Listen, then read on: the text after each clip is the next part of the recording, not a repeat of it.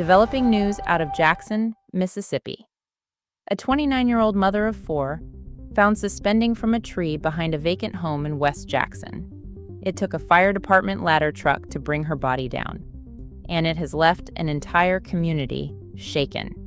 Here's what has been confirmed. Tasia Fortune had built her life in Jackson for more than a decade. Investigators questioned a man who lived just steps from where she was found. He has admitted the two of them argued in the days before her body was discovered. He denies harming her. Tonight, that man sits in a jail cell, held on a separate, unrelated charge. Not charged in her death. Not cleared of anything either. And that argument is the last thing he admits to before her body was found. It took a ladder truck to bring her down. Not a chair. Not a neighbor reaching up. A ladder truck. They could not reach her from the ground. That is how high up in that tree she was.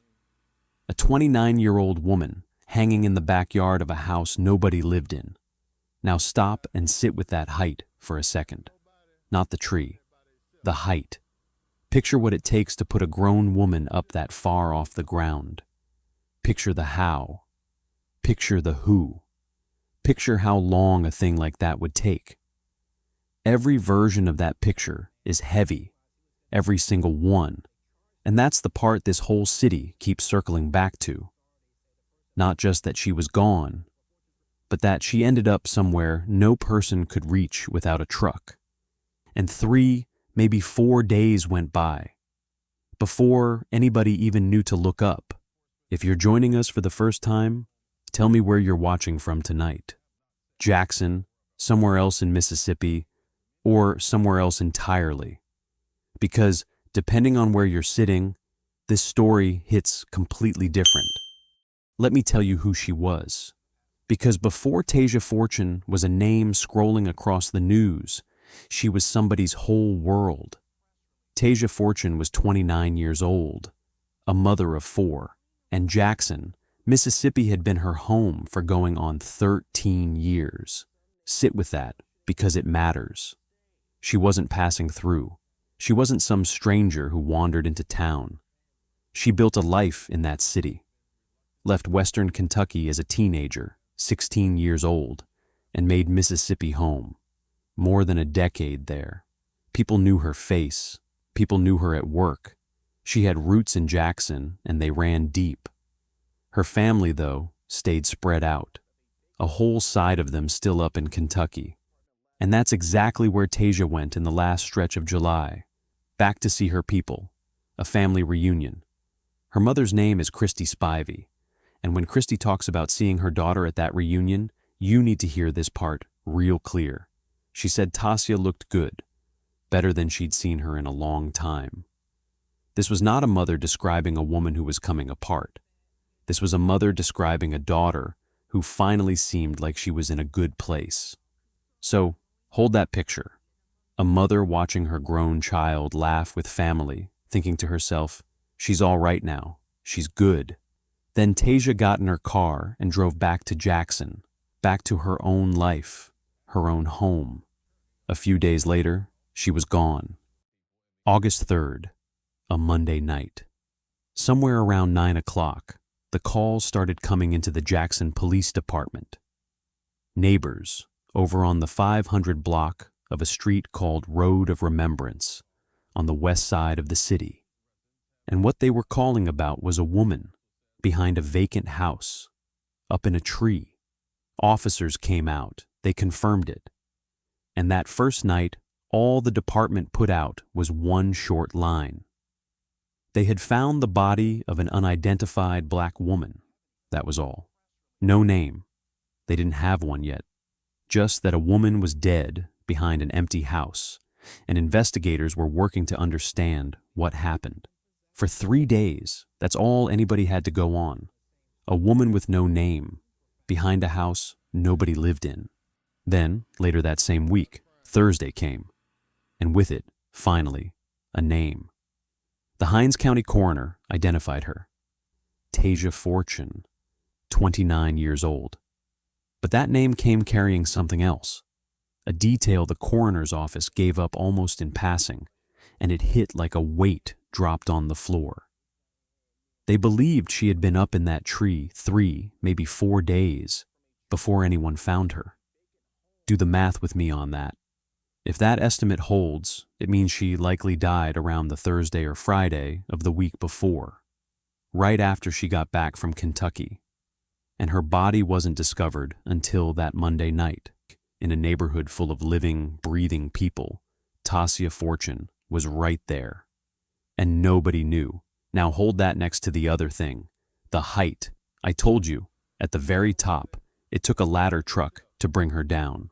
That was not for effect. The Jackson Fire Department had to send one out and use it to get her body down out of that tree. They could not reach her from the ground. She was that far up. And that is the exact spot where the questions start stacking on top of each other. Because a neighborhood full of people ask the same thing all at once. At the store, on the porch, standing in their own front yards. How does a person end up that high, in a tree behind a house that stood empty for years, and then stay up there for days? Nobody official had an answer. Not that Monday, not that Thursday. Just a name, a tree, and a height that didn't sit right with anybody who heard about it.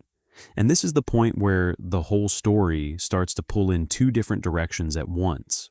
Here's the thing about a case like this one. In most places, a death with no clear cause sits quiet for a while.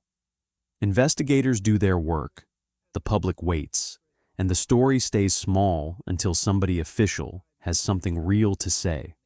But this was not most places. This was Jackson, Mississippi.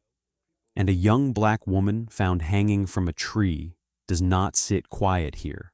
It cannot. The ground itself won't let it.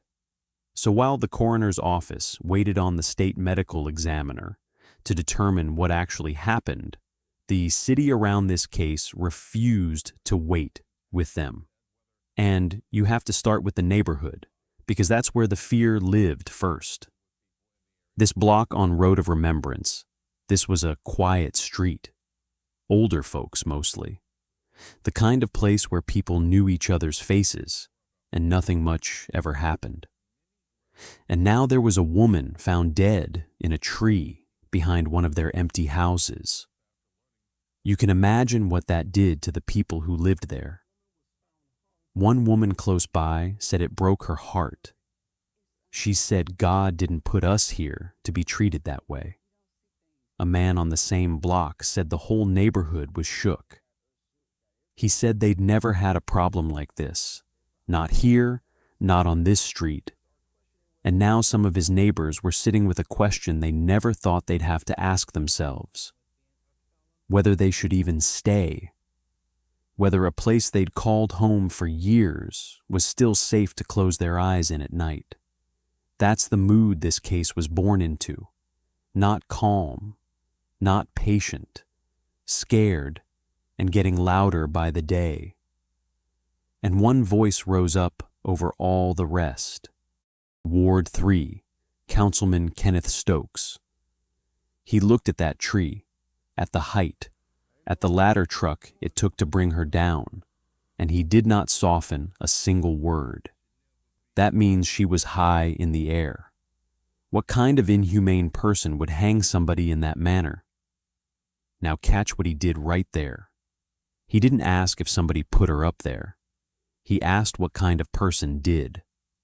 To Stokes, this was already a crime, and he wanted the whole world to treat it like one. He said the city couldn't talk about anything else. Everywhere you go, they talking about that hanging. I don't care where you go, to the grocery store, to get something to eat, people talking about that hanging.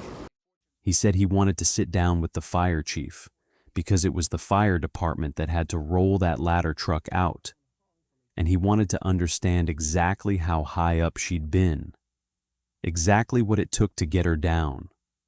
He said he'd been out in the community himself, trying to learn who Tasia was, trying to piece the picture together. And he said something that stuck with a lot of people. He said that many folks out there had been reluctant to talk to him about it at all. Then he made his biggest move. He took this thing clean over the city's head. He wrote a letter straight to the office of the United States Attorney for the Southern District of Mississippi, and he asked the federal government to step in, to help find a suspect, to help find a motive. He wanted somebody in handcuffs, and he made it plain he wanted it fast. And in that letter, he called what happened to Tasia Fortune a murder. Let me be dead clear about that one word, murder. That was Stokes's word, his conviction, not the coroner's finding, not the medical examiner's ruling. No official body had called this a murder, or called it anything at all, because the autopsy still was not done. But a sitting city councilman had already made up his mind, and he was pulling the weight of the federal government along behind him. And you can understand the man, because you cannot put the word hanging and the word Mississippi in the same sentence without a whole history standing up behind it. Stokes felt that weight. The neighborhood felt it. People clear across the country felt it. In their minds, this could only be one thing. But hold on, because not everybody with power in that city stood where Stokes stood. The mayor took a much more careful tone. He said he understood exactly why people's minds ran where they ran, given everything this state has lived through. He wasn't brushing that off. He got it. But then he said, plain as day, that he was not sure that's what this was. He asked people not to sprint all the way to the worst answer before anybody actually knew. When incidents like this pop up, the natural conclusion is, oh, there's something very heinous and that harkens back to our past that's a part of this. I'm not sure that's the case at this point. And the police, for their part, were careful too, and there's a real reason for that. One a lot of people rushed right past. The Jackson Police Department had opened this as an active death investigation. They confirmed that much the first night. And they asked the public, straight up, not to jump to conclusions. They sent Tasia's body to the state medical examiner, and then they waited, because until that examiner finished, nobody, not the police, not the coroner, not Kenneth Stokes himself, could tell you for a fact whether a crime had even been committed. Now, to a community already scared, already carrying that history in its bones, that caution did not feel like patience. It felt like silence. And silence in a place like Mississippi, in a case that looked like this one, only makes people more afraid, not less. So there's your split. Lay it all out. One official saying murder out loud to the federal government. Another one saying slow down, we don't know yet. A police department asking everybody to breathe. And a whole neighborhood too shook to breathe at all. Same tree, same facts. Every last one of them pulling a different direction. And then, into the middle of all of it, came a name. A man. The day after the coroner identified Tasia, a 65-year-old man walked into a Jackson courtroom.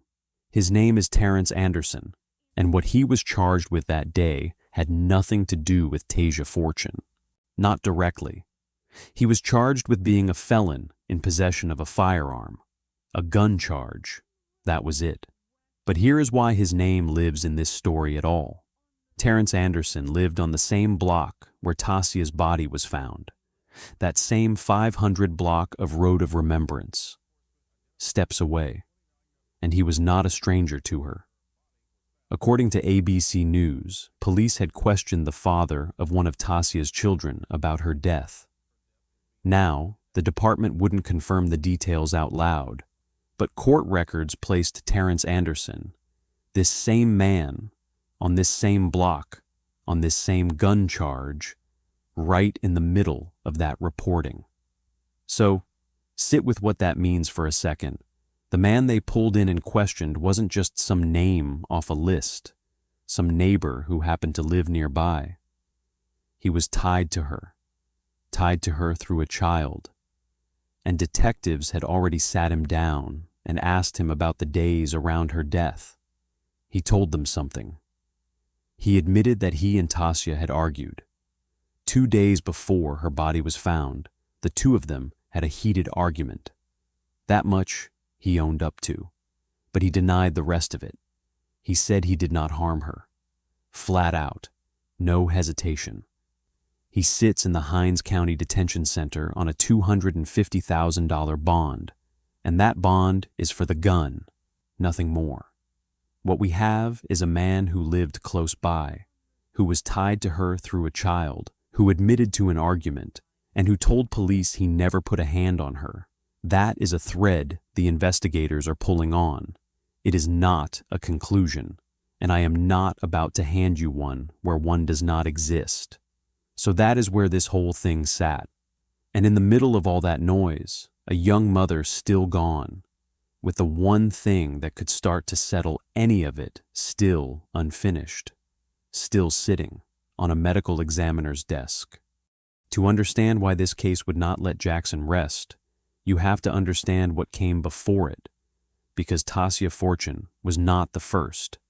Go back to the fall of 2025. A young man named Trey Reed, 18 years old, was found hanging from a tree on the campus of Delta State University, and the state medical examiner ruled his death the quiet way, the way that closes a case instead of opening one.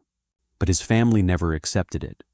They had questions that ruling didn't answer, and they pushed for their own independent autopsy because they could not make that official version fit the young man they knew. Around that same time, another man, Corey Zucatis, was found the same way, here in Mississippi, and his death was ruled the same. Quiet. Closed. Now, nobody has said those cases connect to Tasia Fortune.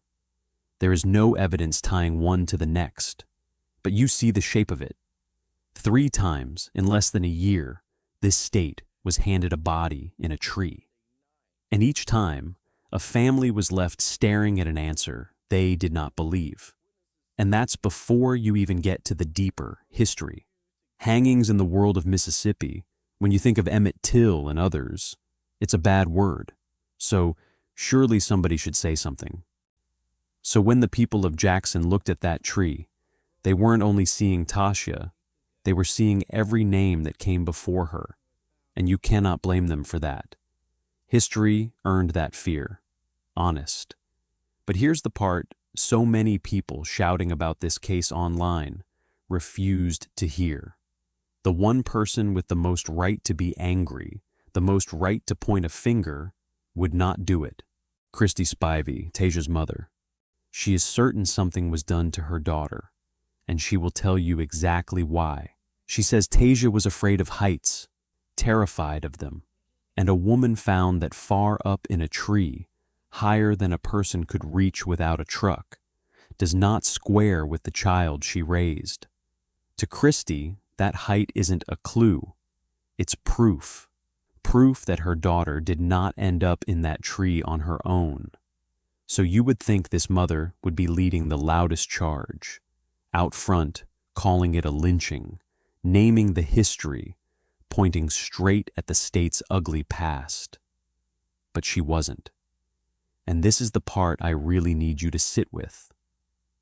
Christy Spivey told the whole country, plainly, that she did not want her daughter's name turned into a racial lynching story. Now understand, that is not because she doesn't want justice. She wants it more than anyone else. It's because right now, nobody actually knows what happened to Tasia, and this mother refused to let speculation write her daughter's ending before the truth ever got its chance. And her family stood right there with her.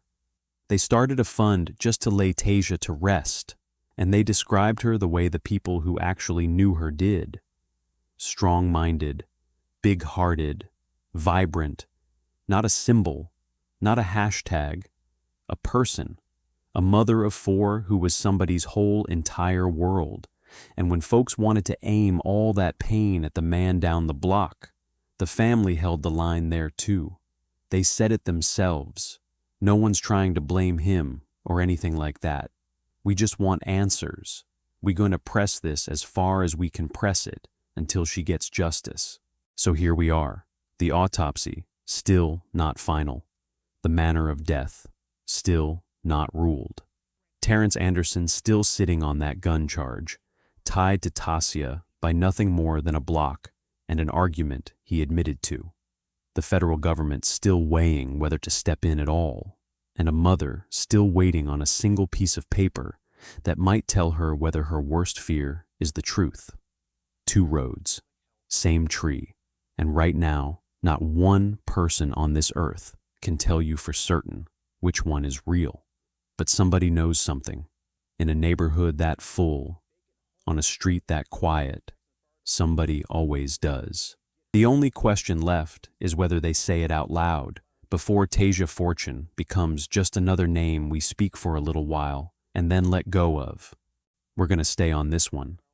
When that medical examiner finally speaks, when we know what the autopsy says, when we find out whether the feds took the case or whether Terence Anderson's story holds up, you will hear it right here, carefully. Nothing added that isn't confirmed.